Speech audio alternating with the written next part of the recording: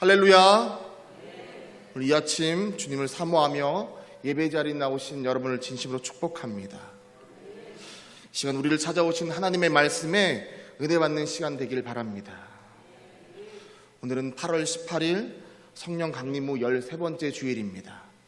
지난주 강구한 대로 담임 목사님께서 금요일부터 피정을 가셔서 부목사인 제가 이 자리에 섰습니다. 저는 2013년 8월 첫째 주부터 교육전도사로 금암제일교회를 섬기게 되었습니다. 벌써 만 11년이 지나고 12년째를 걸어가고 있습니다. 그리고 12년이 되어서 제가 처음으로 낮예배 설교를 하게 되었습니다. 그래서 저에게 매우 오늘은 뜻깊은 날입니다. 제가 시상식에 서보진 않았지만 마치 시상식에 선 연예인처럼 그런 떨림과 감격이 있습니다. 그래서 더욱 모든 것이 하나님의 은혜입니다라는 고백이 나오는 순간입니다. 저는 아직까지 제 주변에 저처럼 한 교회에서 오랜 시간 부교역자를 하는 분을 만나지 못했습니다. 그렇다 보니 저는 어찌 보면 좀 특별한 케이스입니다. 왜냐하면 보통은 담임 목사님이 새롭게 바뀌시면 부교역자들도 함께 바뀌는 경우가 많은데 저는 어느덧 3번째 담임 목사님을 도우며 이렇게 목회를 하고 있습니다. 사실 3년 전쯤에 담임 목사님이 바뀌실 때 이제는 금암제일교회를 떠나서 새로운 교회를 가나 보다라고 생각이 들었습니다. 하지만 그건 이제 나중의 일이고 어쨌든 제가 맡은 바 최선을 다해야겠다라고 하고 제 할 일을 하고 있었습니다. 그리고 주일 준비를 하고 출력한 주보를 이 강대상 위에 제가 보통 토요일이나 이렇게 올려놓는데 올려놓고 보통은 그냥 내려갑니다. 바로 내려가는데 그날따라 이 강대상 위에서 이렇게 아무도 안 계시지만 여러분이 앉아있는 이 의자를 보게 되었습니다. 보통 암묵적으로 다들 앉으시는 이런 자리가 있다 보니 이 자리에 아무도 앉아 계시진 않지만 여러분이 앉은 이 모습이 떠올랐습니다. 이 자리에는 장로님이 앉으시고 저 자리에는 권사님과 또 집사님이 앉으시고 이런저런 생각이 떠올랐습니다. 그리고 제가 고개를 오른쪽으로 딱 돌렸는데 저기 어느 한 벽돌이 제 시선에 확 들어왔습니다. 정확히 말하면 하나님이 제 눈에 그 벽돌을 보여주셨습니다. 그리고 나서 순간 드는 생각이 왜 나는 저 벽돌을 한 번도 닦지 않았지? 라는 생각이었습니다. 그러면서 순간 왜 나는 세상의 풍파와 오진 비바람으로 인해서 마음이 벽돌과 같이 되었던 우리 성도님들 위해서 왜 나는 더 사랑하지 못했는가? 왜 나는 더 기도하지 못했는가? 왜 나는 더 눈물 흘리지 못했는가? 라고 생각하면서 평소에는 아무 관심도 없던 저 벽돌이 순간 던져준 이 메시지에 제가 고개를 숙이고 눈물 한참 흘렸습니다.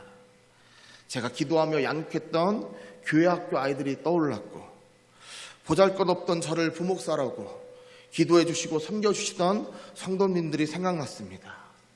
주님 죄송합니다.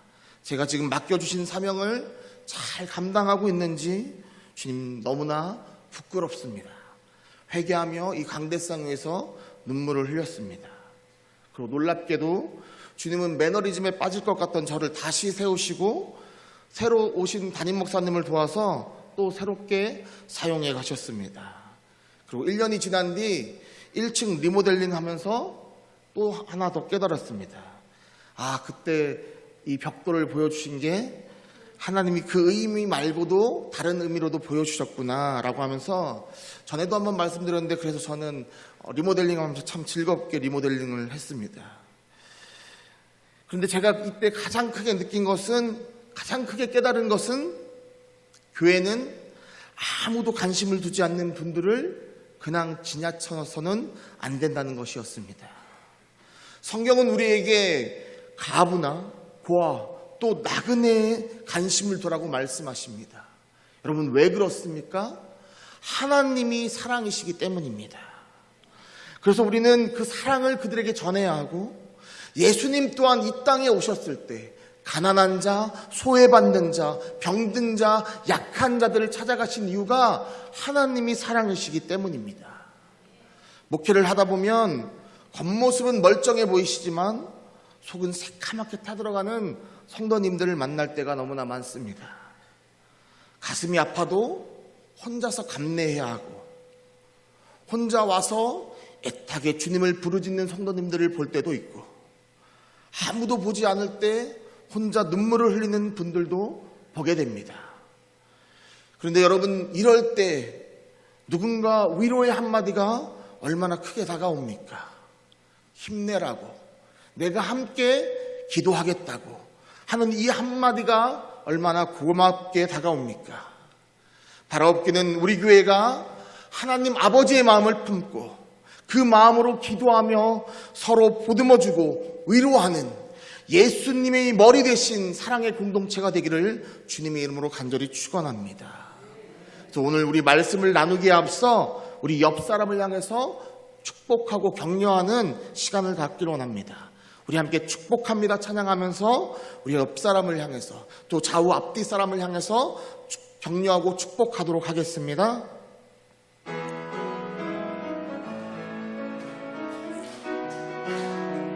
축복합니다. 축복합니다. 주님의 이름으로 축복합니다. 축복합니다. 주님의 사랑으로 이곳에 모인 주의 거룩한 자녀에게 주님의 기쁨과 주님의 사랑이 충만하게 넘치기를. God bless you. God bless you. God bless you. 축복합니다. 주님의 사랑으로. 여러분, 제가 보면 이게 하면 할수록 늡니다. 그래서 멀리 있는 분들한테는 사랑의 총알도 이렇게 쏘시고, 다시 한 번만 더 찬양하면서 우리 함께 서로 격려하고 축복하겠습니다. 축복합니다. 축복합니다. 주님의 이름으로 축복합니다. 축복합니다. 주님의 사랑 이곳에 모인 주의 거룩한 자녀에게 주님의 기쁨과 주님의 사랑이 충만하게 넘치기를 축복합니다. God bless you. God bless you. 축복합니다. 주님의 사랑으로. 아멘. 저는 매번 주님의 이름을 우리에게 주심에 얼마나 감사한지 모릅니다. 주님의 이름으로 사랑할 수 있고, 주님의 이름으로 축복할 수 있고, 주님의 이름으로 위로하고 격려할 수 있는 것이 얼마나 큰 복입니까? 그 복을 날마다 누리며 살아가는 저와 여러분 되기를 간절히 소망합니다. 오늘 본문은 제가 매우 힘들었을 때 새롭게 저의 가슴을 뛰게 했던 말씀입니다. 그래서 제가 개인적으로 좋아하는 말씀인데, 원래는 요한복음 4장 3절부터 42절까지의 본문인데 여러분 다 읽자면 너무 길어서 오늘 27절부터 30절까지만 읽었습니다. 그래도 말씀을 살펴볼 때는 전체적인 부분을 함께 살펴보도록 하겠습니다. 예수님께서 제자들과 함께 유대를 떠나서 예수님의 주 활동 무대였던 갈릴리로 가길 원하셨습니다. 우리 함께 지도를 한번 보겠습니다. 중간에 사마리아가 있고, 사마리아 주변에 보면 서쪽에는 지중해가 있고, 동쪽에는 요단강이 있고, 북쪽에는 갈릴리 지역이 있고, 남쪽에는 유대 지역이 있습니다. 그래서 유대에서 갈릴리로 가려고 하면 제일 빠른 길은 가로질러 가면 됩니다. 사마리아 지역을 가로질러 가면 보통은 3일 만에 갈 수 있습니다. 근데 유대인들은 사마리아의 땅을 밟지 않고 요단강을 건너서 2배나 되는 먼 길을 돌아갑니다. 뿐만 아니라 당시 유대인들은 사마리아 사람들과 접촉하거나 대화하는 것을 금지시켰습니다. 왜 유대인들은 이렇게 사마리아 사람들을 멸시했을까요? 우리 이스라엘의 역사를 보면 우리가 좀 더 쉽게 알 수 있습니다. 첫 번째, 이 사마리아 지역에는 혼혈인이 많았습니다. 기원전 8세기에 북이스라엘이 아수르에서 멸망당한 뒤에 이 북이스라엘의 사람들 중 일부는 아수르의 포로로 끌려갑니다. 그리고 아수르의 사람들이 사마리아 지역으로 옵니다. 왜냐하면 이 당시 이 아수르는 혹여나 있을 이 독립운동을 막기 위해서 강제로 주민들을 이주시켰습니다. 이쪽으로 이주시키고 막 저쪽으로 이주시키는 그런 민족 혼혈 정책을 쓴 것이 바로 아수르의 이주 정책이었습니다. 그렇다 보니 문화도 섞이고 종교도 섞이게 되었고, 나중에 살다 보면 사마리아에 살던 유대인들이 그 이방인들과 함께 결혼하는 일도 생기고, 그렇다 보니 혼혈인이 굉장히 많았던 지역이 바로 이 사마리아 지역입니다. 그로 인해서 남쪽의 이 혈통을 중시했던 유대 사람들은 북쪽의 사마리아 사람들을 멸시하고 배척했습니다. 두 번째, 이 사마리아 사람들은 나라가 멸망한 뒤에 비록 이 혼혈 정책으로 인해서 혼혈인이 늘었지만 그럼에도 불구하고 자신들은 요셉 족속의 므낫세와 에브라임의 직접적인 후손들이라고 믿었습니다. 그리고 기원전 6세기 200년이 흐른 뒤 이 망했던 유다 백성들이 바벨론에 의해서 다시 성전을 지을 수 있도록 해줘서 다시 예루살렘으로 돌아오게 됩니다. 이때 이 사마리아 사람들도 우리도 그 성전을 지을 때 우리도 함께 할 수 있게 해달라고 말하지만 유대 사람들은 이를 거절합니다. 그리고 예루살렘 성전에서 제사 드리는 것 또한 배제시켜버립니다. 이로 인해 사마리아인들은 성전 건축을 할 때 오히려 그들을 방해하기 시작했고, 서로 이 두 집단, 이 유대와 사마리아는 서로 더욱더 미워하는 관계가 되었습니다. 세 번째, 유대인들은 사마리아인들이 그리심 산에 세웠던 성전을 파괴시켜버립니다. 예루살렘 성전에서 제사를 더 이상 드릴 수 없게 되자 이 사마리아인들은 기원전 4세기에 그리심 산에 가서 자신들이 예배를 드릴 수 있는 성전을 건축합니다. 하지만 유대인들이 이것을 허용할 리가 없었습니다. 유대인들과 사마리아 사람들은 이때부터 더욱더 치열한 종교 전쟁이 펼쳐졌고, 기원전 100년 전에 유대인들은 이것은 율법을 범하는 것이라고 말하면서 그리심산에 있는 성전을 파괴해버립니다. 그리고 이 일로 인해서 사마리아 사람들은 유대인들을 더 혐오하게 됩니다. 뿐만 아니라 성경에 나오진 않지만 신구약 중간사에 보면 사마리아인 중 일부가 자신들의 성전을 파괴한 것에 이 악의를 가지고 사람 뼈를 예루살렘 성전에다가 그냥 뿌려 놓습니다. 이것은 유대인들에게는 상상도 할 수 없는 것이었고, 이는 성전을 모독하는 사건이었습니다. 또한 이 갈릴리와 이 사마리아 지역 경계에 있던 게마라는 마을이 있었는데, 그곳에서 6월절에 예루살렘 성전으로 가는 유대인들을 살해하는 일이 발생합니다. 그러자 유대인들이 사마리아의 게마라는 지역으로 가서 그 마을 사람들을 대량 학살해버립니다. 여러분, 이런 역사적인 갈등으로 인해서 유대 사회에는 천대받는 사람들이 있었는데 그 중에서 가장 멸시받는 사람들이 바로 사마리아 사람들이었습니다. 심지어 그들은 세리나 창녀나 사생아나 이방인 노예보다도 더 아래에 있는 계층으로 보았습니다. 특히 유대인들은 사마리아 여인들을 매우 부정한 여인들이라고 이렇게 매도했습니다. 이 사마리아 여인들이 요람에서부터 월경을 했던 사람들이다라고 이렇게 말하면서 그들과 함께 하는 남편들도 부정한 사람이라고 보았고, 사마리아 사람들이 누웠던 침대도 부정한 것으로 감주했고, 그들의 손이 닿았던 음식이나 음료수도 다 부정했다라고 말했습니다. 그리고 사마리아 지역을 경유하면서 혹여나 사마리아 사람으로부터 음료나 또는 음식을 받아먹는 사람 또한 부정하다라고 보았던 것이 바로 이 예수님 당시 유대인들의 사고방식이었습니다. 그러나 예수님은 유대에서 갈릴리로 가실 때 사마리아를 통해 가길 원하셨습니다.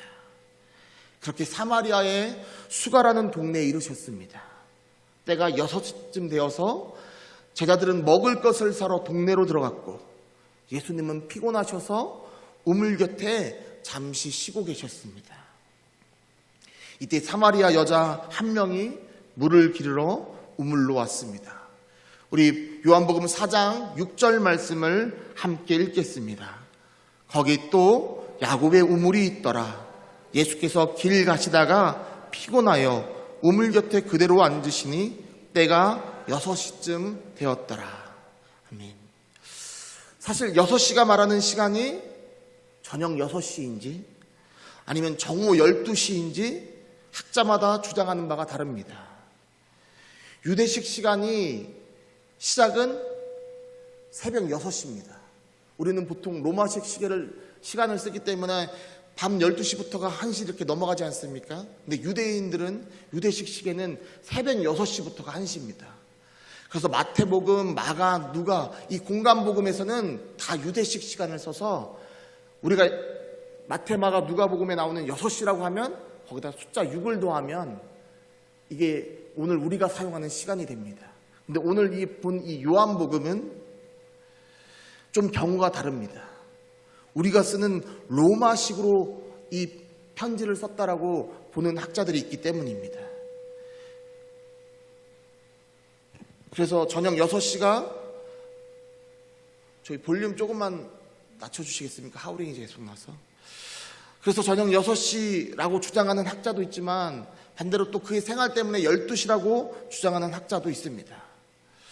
근데 오늘 저와 함께 살펴볼 때는 시간이 중요하지 않습니다. 그래서 더 이상 깊게는 들어가지 않도록 하겠습니다.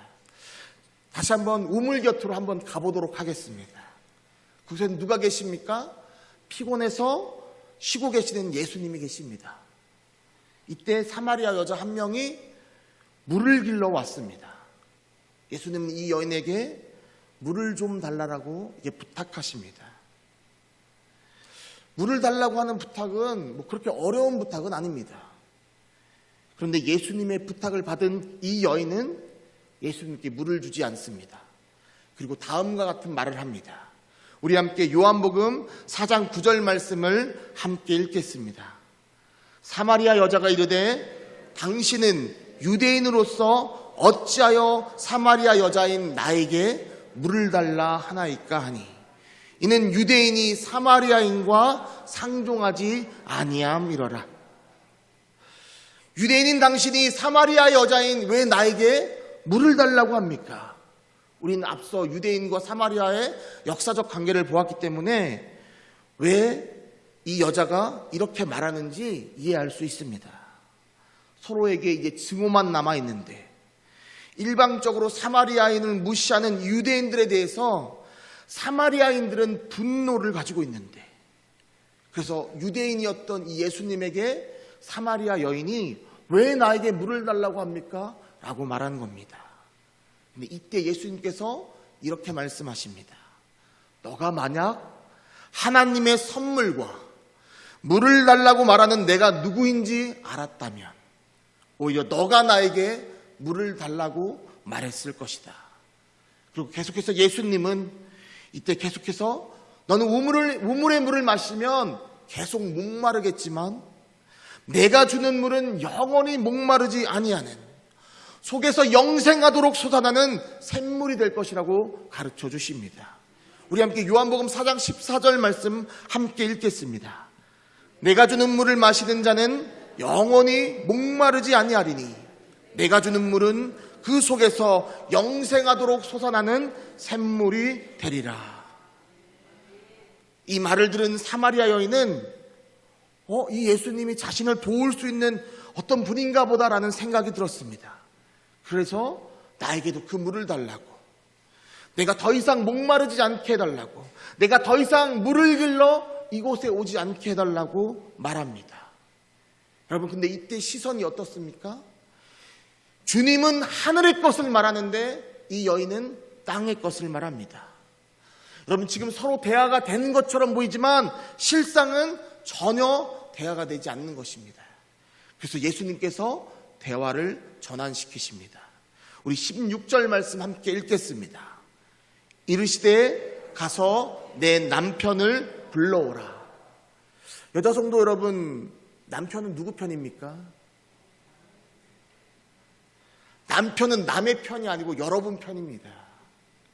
세상 사람들이 우스갯소리로 말합니다. 남편은 남의 편이라고. 근데 우리 또한 그렇게 한다면 여러분, 우리 회개해야 합니다. 왜냐하면 하나님은 남자와 여자를 부르셨고 서로 한 몸을 이루게 하신 것, 그것이 바로 결혼입니다. 그래서 우리는 서로 순종해야 되고 서로 사랑의 대상으로 봐야 하는 것입니다. 그럼 다시 본문을 보면 사마리아 여인에게 이 남편이라는 것은 매우 큰 상처였고 또 약점이었습니다. 그녀는 자의에 의해서든 타의에 의해서든 이미 5번의 결혼을 하였지만 모두 실패한 사람이었습니다. 무려 5명의 남자로부터 버림받은 여자였습니다. 시대적으로 여자 혼자 살기가 어려웠기 때문에 그는 또 어떤 남자와 함께 살고 있지만 그와는 결혼한 상태가 아니었습니다. 그런데 방금 처음 만난 예수님께서 그 상처와 약점을 만지신 것입니다. 오히려 그녀는 그 상처를 감추기 위해서 나는 남편이 없습니다 라고 말했는데 예수님은 그녀에게 내 말이 맞다. 너에게 남편이 5이 있었는데 지금 너가 살고 있는 자도 남편이 아니다 라고 말씀하십니다. 자신을 처음 본 예수님이 절대 알 수 없고 숨기고 싶었던 그 상처와 비밀을 예수님께서 들춰내신 것입니다. 사랑하는 성도 여러분, 우리 안에는 누구나 다 이런 상처들이 있습니다. 우린 연약한 인간이기 때문에 우리 안에는 감추고 싶은 상처와 약점들이 있습니다. 그러나 주님은 그것을 가만히 두고 골마 터지기를 기다리시는 분이 아닙니다. 주님은 그것들이 치유되길 원하시는 분이십니다. 그래서 오늘 이 예수님은 이 여인의 상처를 과감히 만지셨습니다. 여러분, 우리의 시선은 보통 우리 삶의 현실에 둡니다. 내 앞에 펼쳐진 고난과 역경, 그로 인해 생기는 걱정과 근심과 염려, 이것이 바로 우리가 바라보는 시선입니다. 그러나 주님은 우리의 시선을 돌리길 원하십니다. 내 앞에 펼쳐진 이 환경 속에서 하나님이 어떻게 행하실지를 기대하며 바라보길 원하시는 분이십니다. 사랑하는 성도 여러분, 아무리 우리 눈앞에 어떠한 길도 보이지 않을지라도 하나님께서 가라고 말씀하셨다면 그것은 이미 하나님이 길을 내셨다는 말씀이십니다. 하나님이 모세에게 이스라엘 백성을 데리고 출애굽하라고 말씀하셨을 때는 하나님은 이미 광야에 길을 내셨습니다. 또한 하나님이 우리와 함께 하시겠다라고 말씀하신 것은 이제 걱정하지 말라고, 너에게 어떤 일이 있어도 내가 너를 떠나지 않겠다라고 말씀하시는 것입니다. 혹 우리 안에 상처나 우리 안에 있는 약점 때문에 우리가 괴로움을 겪고 있거나 아니면 그 상처로 인해서 아파하고 있다면 그 상처도 사용하시겠다는, 나와 함께 하자는 하나님의 사인인 줄 믿습니다. 노아는 100년이 넘게 하나님이 만들라고 하셨던 방주를 산에다가 지었습니다. 산에 배를 지을 때 수많은 사람들이 비웃었습니다. 그러나 그는 아랑곳하지 않고 산에 방주를 만듭니다. 그 결과 모든 자들이 물에 잠겨 죽었지만 노아와 그의 가족들은 죽지 않고 살아남습니다. 그런데 여러분, 그 이후에 노아 앞에 펼쳐진 것이 무엇입니까?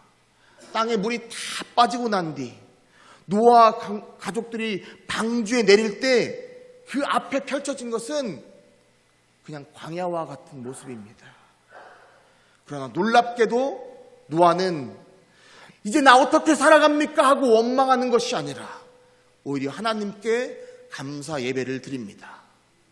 왜냐하면 당대의 의인이며 믿음의 사람이었던 이 노아에게는 눈앞에 보이는 현실이 보이는 것이 아니라 이제 앞으로 나를 통하여 일하실 그 하나님이 보였기 때문입니다.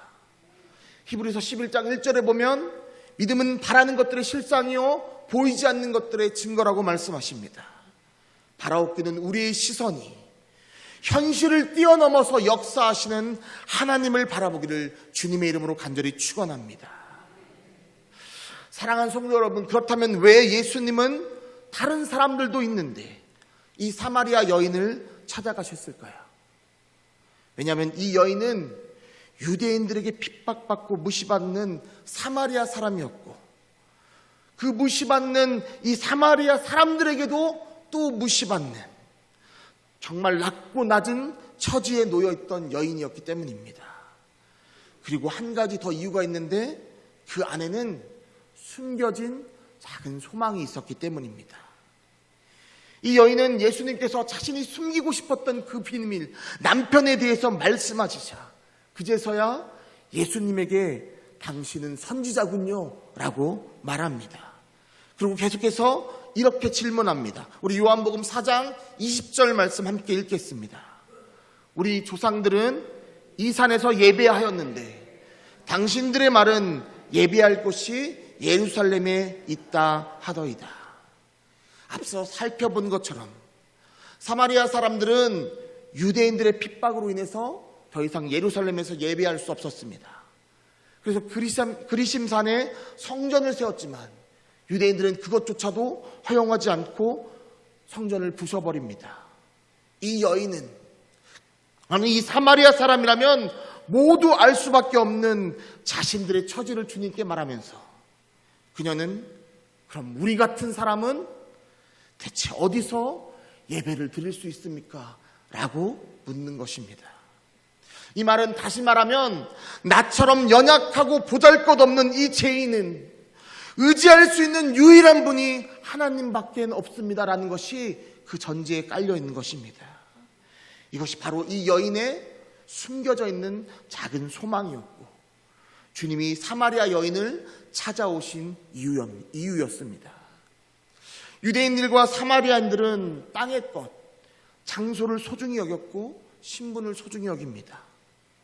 그래서 성전에서 하나님을 만날 수 있다고 믿었고 유대인들은 혼혈인 사마리아인을 무시했고 사마리아 사람들조차 자신들의 신분으로 인해서 스스로 위축되고 괴로워했습니다. 온통 관심이 땅의 것에 있습니다.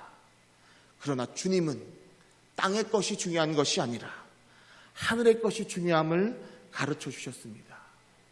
오히려 주님은 하나님이 어떠한 분이신지 그리고 하나님께 어떻게 예배해야 되는지를 가르쳐 주십니다. 우리 요한복음 4장 24절 말씀 함께 읽겠습니다. 하나님은 영이시니 예배하는 자가 영과 진리로 예배할지니라. 사랑하는 성도 여러분, 하나님은 영이십니다. 그래서 우리는 우리 마음 깊은 곳에서부터 우리의 영혼육을 다해서 진심으로 주님께 예배해야 하는 줄 믿습니다. 그리고 중요한 것은 주님이 먼저 우리에게 진심으로 전심으로 다가와 주신다는 것입니다.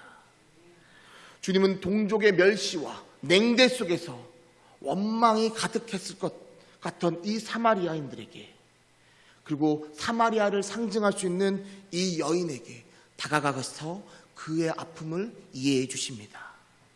이 여인은 분노할지라도 주님은 분노로 대하지 아니하시고 그들의 슬픔을 보듬어 주십니다.